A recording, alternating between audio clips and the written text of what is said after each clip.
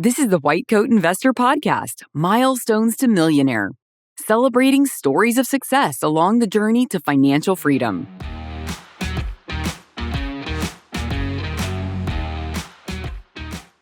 This is Milestones to Millionaire number 225.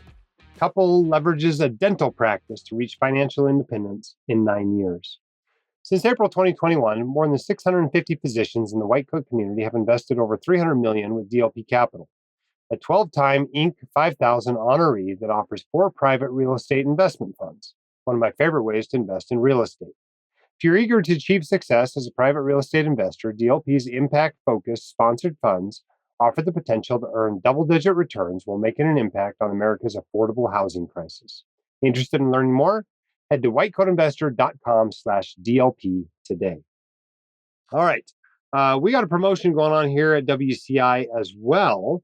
If you will book a consult at studentloanadvice.com between June 1st and June 30th, you will get a copy of one of our online courses, our Continuing Financial Education 2024 course. This is like 50 hours of material, and we're giving it away free to anybody who books a consult at studentloanadvice.com. I mean, if you've been following news, it's like there's a change in student loans every week all spring. And so if you're not sure if your student loan plan is still the right plan, now's the time to have a consult with a professional that can guide you through it. Okay. No, PSLF is not gone.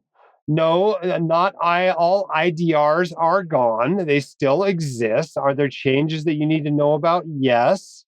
Do you need to have, backup plans and things like that in case Congress or the White House decides to make some additional changes? Yes.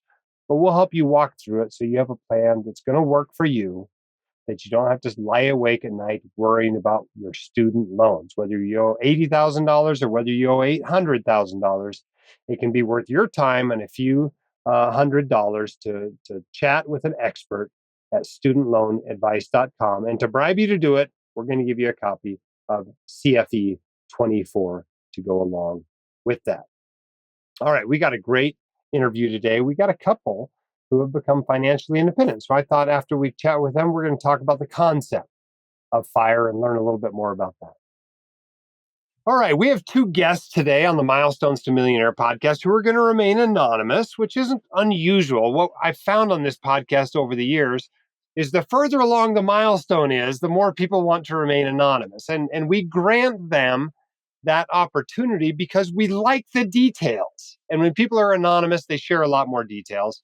We know you guys like the details as well. And frankly, you don't care what their names are or whether they live down the street from you. So although somebody out there may recognize their voices, we're going to allow them to stay anonymous. But let me introduce them to you very briefly.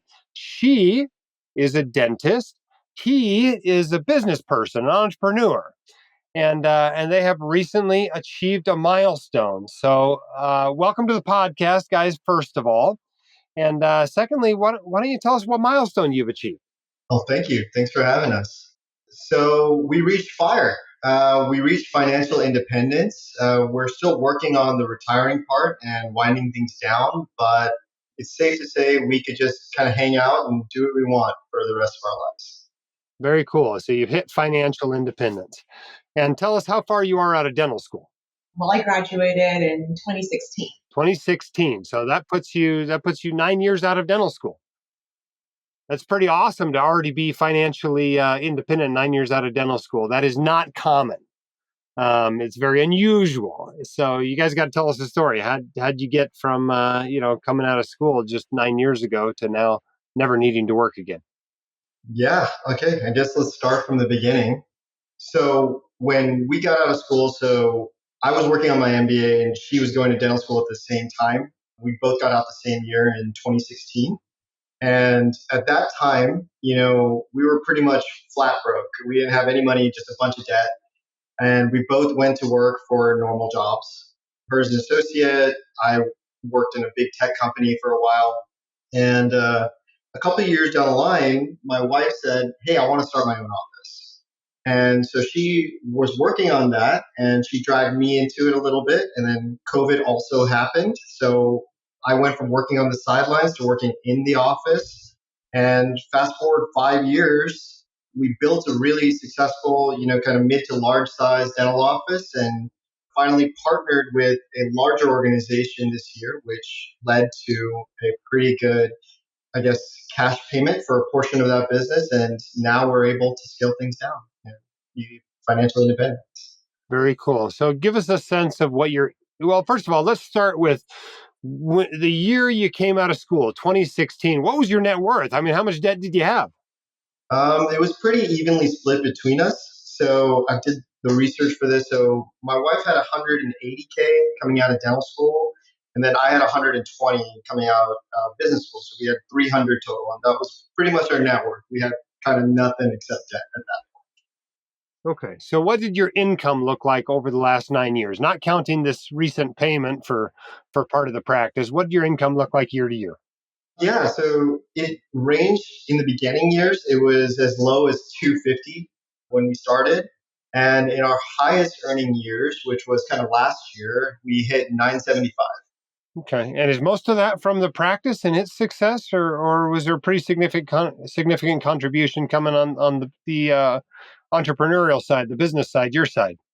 I think most of the 975 is just from the business. Yeah, Dental office. So I think we got to say like we're working kind of so we work together in the business, right? So most Okay, of that, so you say you're also working in the practice. All right. yeah. So there's a portion of that, probably about 300 comes from working as a dentist, and then the remainder of that comes from developing that office into a large office, seeing a lot of people with multiple doctors working in it. So a lot of that is the entrepreneurial profit of the office. Okay. So not counting the recent cash payment for the sale of the business, approximately what would your net worth be without that cash payment? Okay, that's a good question. So it would be about 5 million before that. 5 million. And then you add another million and a half or so from that cash payment? Another 3. Another 3 million. Okay. So we're talking about 8 million net worth now, which Roughly, yeah. would make most white coat investors financially independent. That's when people define enough. That number's usually less than 8 million. So congratulations to you on that success. That's pretty incredible. It's not quite $1 million a year, but it's pretty darn close of wealth that you've built over the last 9 years. So pretty cool. Tell us how that wealth is now divided up. What do you invested in? So of the 8 million, we have about 600K in cash and just high yield savings accounts, about 300K in real estate. That's really just equity in our own house. 6 million in investments. So equity investments, we're mainly 100% SPY for the most part. That worked out really well in 23 and 24, huh? I know, and it made me want to throw up just about a month ago. But yeah, and then 1 million in private stock for other businesses. Okay, so very cool. Well, I mean, if we go back and we add up all the money you made, it would add up to something close to the 8 million you still have. So what the heck, right? How much did you spend over the last 8 or 9 years? Our saving rate is about 80 to 90% of what we make. 80 to 90% net, I assume, because you're paying a significant amount of taxes, right? Well, that was pre-tax. So net, it would probably be around like 60 or 70%. But from a spending perspective, we only spend maybe like 8 to 12K a month. So about 144, 145 a year. Yeah. So that leaves a lot of money to build wealth. I mean, it was leaving money to build wealth when you're making $250,000. Certainly, as you get closer to $1 million, that's a lot of money going toward wealth building. How did you I think that's something that we really did well. And I give her all the credit for that because I am the spender and she keeps me controlled in spending money. All right.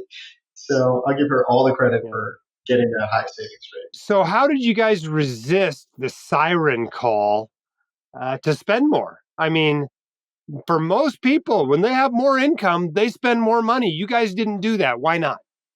I mean, we kind of had been told once you get a lot of money, you should wait about a year before spending a large chunk of it. That's what I was thinking. It's not been easy.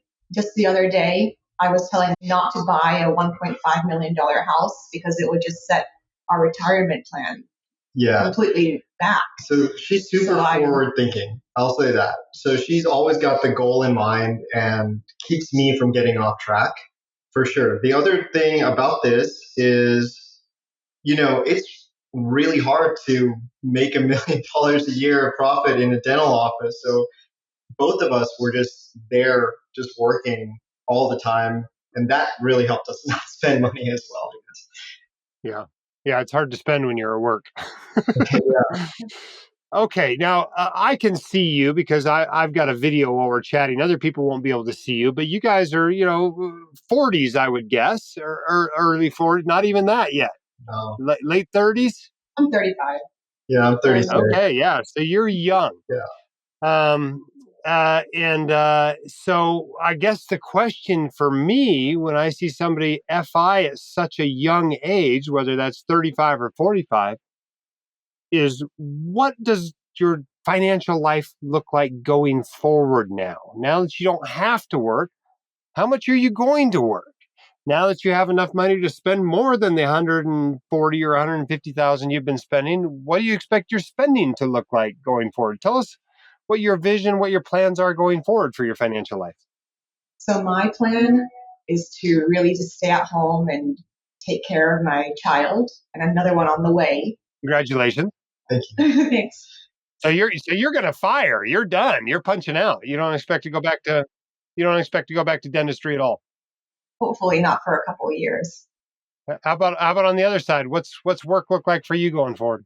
So I always had the goal, right? Well, I think both of us always had the goal to retire at 40. Now that we're getting closer and, we've achieved that to some sense, it actually becomes super scary in terms of what are you going to do afterwards? And then what I'm realizing is I really like working. I really like putting things out into the world that give people a lot of value. But what financial independence gave us is kind of that freedom, right? To decide what that is for ourselves and not worry if it fails or makes any money. So yeah, I think I'll probably just build another product and put it out there, but probably really, really slowly. Yeah. Now, 3 or 4% of 8 million is something like $300,000 a year, about twice what you're spending now. Do you expect your spending to change, or do you think you're going to keep spending about 150 a year? Oh my gosh, that's the hardest thing is trying to learn how to spend more money and break those habits. We were just talking about this last night as we were prepping for this, We got to learn how to do that. Yeah, I mean, it's our spending hasn't changed. I think the only reason it would change is if we had a higher mortgage payment. Yeah. And our lifestyle, we already take vacation. Yeah, so that's another thing, right? So I don't think we want for anything. We just live in kind of like a medium or low cost of living area because we're out on the outskirts of a large city, but kind of close to like the farm area. So it doesn't cost us much to live here. We take a lot of vacations. We kind of buy whatever we want, I guess. But yeah, I think the two things that we could really work on is maybe upgrading our lifestyle just a little bit and not delaying gratification, I guess. Yeah. One of the best books out there that we've mentioned on the White Coat Investor podcast before for people with your challenge, right? And it's a great problem to have. There's no doubt about it. This is the ultimate first world problem, right?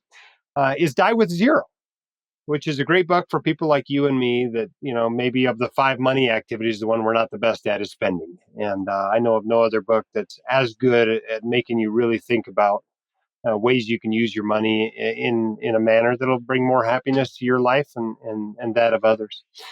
Okay, well, very cool. You got to tell us a little bit about the discussion, maybe an ongoing series of discussions between the two of you and how you got on the same page to work so hard and so aggressively toward early financial independence. I think the hardworking ethics of that really just comes from our parents and watching them work hard as they're immigrants. Yeah. So seeing them work like overtime, over like so many hours, working night shifts constantly, really made me feel like I owe it to them for making them, since they came to another country and worked so hard. I think it's just something that we should do. Yeah, I think I agree with that completely. both of our parents are immigrants. They both came from different countries, but that hustle, that working, building a better life, that was, I guess, instilled in us from, I can't even remember a time when they would take vacations, right? So I think that became innately part of our personalities, and it's just something that we knew about each other when we met, right? Both of us would do this in graduate school, and we do the same thing today. Yeah. But there was never a time where one of you came to the other and said, "Why are we saving 3/4 of our income? What the heck are we doing?" There was no big disagreement like that along the way. My gosh, I did that yesterday. First of all, I don't even know the financial background of our income. I don't know how much we save. So I'm always frugal because I don't know my finances. I don't really look at my net worth or my stocks. I'm just like, hey, I'm in the same mindset as I was when I graduated. Yeah. So that helps. Yeah. So when we got married, she basically handed all that responsibility to me and then never looked back. But yeah, we definitely have those conversations. We had one last night as we're planning to do this podcast today. And like you said, it's just something that we need to learn. It's something that we need to grow into. There's going to be a balance. I think we're blessed to have the opportunity to grow our lifestyle and enjoy it a little bit more without having to worry about it for the most part. And now we both need to work on making sure that we take hold of that opportunity, but not also waste it on, frivolous things. Right. Well, congratulations to both of you. You've been very successful. Thank you so much for being willing to come on the podcast and share your success with others and hopefully inspire them to reach their own financial goals. And I wish you continued success in all your endeavors, both financial and non-financial. Thank you so much, Jim. Thanks for letting us on this podcast.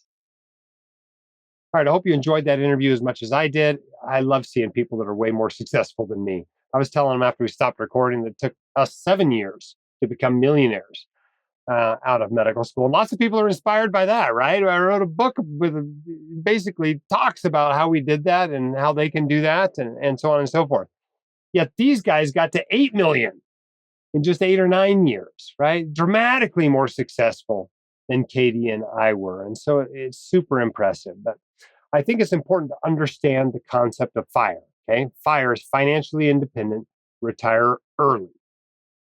And the most important concept to understand here is that retirement is not an age.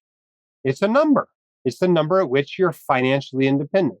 And you can quibble about the 4% guideline, but it's pretty useful to determine about how much you need to be financially independent. The equation's very easy, right? You just reverse engineer 4% into 25x, right? So 25x what you spend every year, including taxes and any advisory fees, is how much you need to be financially independent. So if you spend $100,000 a year, you need 2.5 million to be financially independent. If you spend 200,000 a year, it's 5 million. If you spend $300,000 a year, it's 7.5 million. If you spend $400,000 a year, it's 10 million, right? And that'll get you in the ballpark about how much you need to be financially independent. Now, how do you get there? Well, especially with getting there rapidly, but anytime, it basically boils down to your income and your savings rate, right? The more you save, the less you need in retirement, and the more you have to put into your investment accounts where that money can compound, right? So you can make a chart. If you're saving 0% of your income, you're never going to be financially independent. You're going to work until the day you die, unless, maybe you're living on Social Security or something. If you're saving 100% of your income, you're already financially independent, right? Because you don't need any of your income to live. I don't know what you're living on, but you don't need your income to do it. Everybody else is somewhere in between 0% and 100%. Now, the recommendation I make to most doctors is that they save about 20% of their gross income for retirement throughout their career. And over the course of a 30-ish year career, that'll get most doctors to the point where they can maintain their standard of living during retirement. Okay? If they'll save 20% of their gross throughout their career, they ought to have enough by the time 30 years have passed that they can maintain that standard. Now, if you want to retire earlier than that, you got to save more, right? You save 25% or 30% or 40%, and you start seeing the years being knocked off to the point where you do what this couple did. and you're saving 50% and 60% and 70% of your gross income, you get to financial independence pretty quickly. Now, obviously, income matters, right? It's just way easier to save a lot of money when you make $800,000 a year than when you make $150,000 a year. And frankly, the vast majority of people dramatically overestimate the difficulty of doubling their income, right? There's lots of ways to increase your income. It's harder the more you make, of course. But when you have a $30,000 a year job, just doing a little Uber in the evenings might double your income, right? But for other people, it's getting an additional certification. It's getting an additional degree. It's negotiating better your next job opportunity. It's changing jobs. It's asking for a raise. It's starting a side gig. Those are the ways you increase your income. When you increase your income, yeah, you're going to pay more in taxes, but you also have more income available to save to get you toward financial independence. Now, you may not value becoming financially independent at 35 or 45, right? That's totally fine, right? There's no reason you have to be financially independent early. You're not like a failure if you don't fire by any means. In fact, I would love for doctors to be so happy with their work that they'll stick with it until they're 55 and 60 and 65 and 70. But I want them to be doing it because they love it. And I want them to be doing it on their own terms. And financial independence allows you to make the decisions and the changes in your career and your job that allow you to do that. So even if you don't retire early, moving toward financial independence and becoming financially independent will open up those options for you. Okay? So I hope that's helpful in understanding the concept of financial independence. Our sponsor for this episode is DLP Capital. Trusted by more than 3,500 accredited investors in all 50 states as of March 31st, 2025, DLP Capital's strategic focus on attainable workforce housing in fast-growing Sunbelt markets gives you the potential to earn consistent monthly income, diversify away from stocks and bonds, and generate double-digit returns. DLP's current offerings include both private credit and equity strategies, making it easy to find the right fit for your risk tolerance and investment goals. And don't forget, DLP offers lower investment minimums exclusively for white coat investors. Discover more at whitecoatinvestor.com/DLP. Thanks for being part of this podcast. You can be on it too. Just go to whitecoatinvestor.com/milestone and apply. Until next week, keep your head up and shoulders back. You've got this. We're here to help. See you next time on the Milestones Podcast. The hosts of The White Coat Investor are not licensed accountants, attorneys, or financial advisors. This podcast is for your entertainment and information only. It should not be considered professional or personalized financial advice. You should consult the appropriate professional for specific advice relating to your situation.